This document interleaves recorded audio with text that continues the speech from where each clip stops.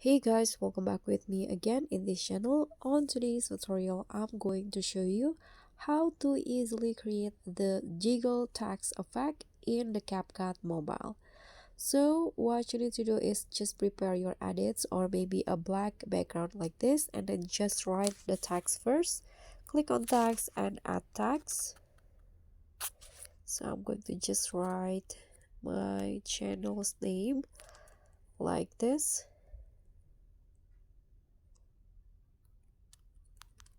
Okay, and after that you can change the font or the styles to your liking. I'm going to go with this styles right here.